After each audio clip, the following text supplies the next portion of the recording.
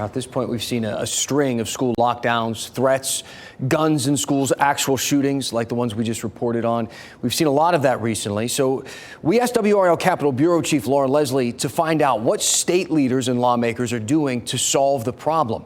She reports the issue doesn't appear to be a top priority to many of them. The first major bill the Senate passed this year was the Parents' Bill of Rights, which deals with what schools are teaching students about gender and sexuality. It's not about school safety.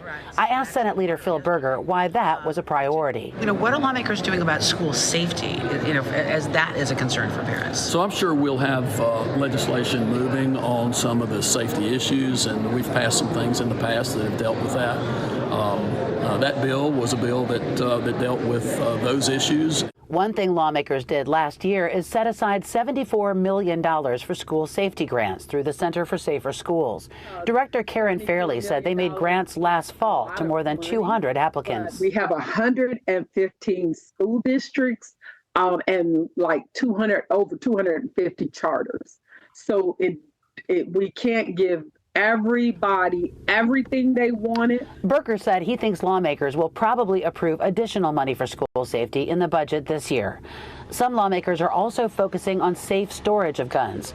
Representative Aaron Perret filed a bill to give tax exemptions and credits for the purchase of gun locks and safes.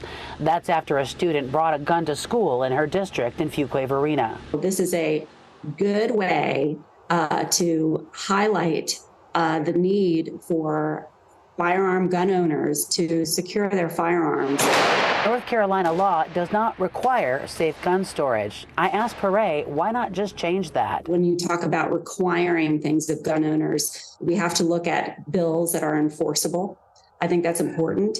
But what I'm looking at is something that I think that we can do right now to effectuate a change in behavior when it comes to gun owners. Laura Leslie, WRAL News, Raleigh. We're told Perret's bill could be on the House floor later this month.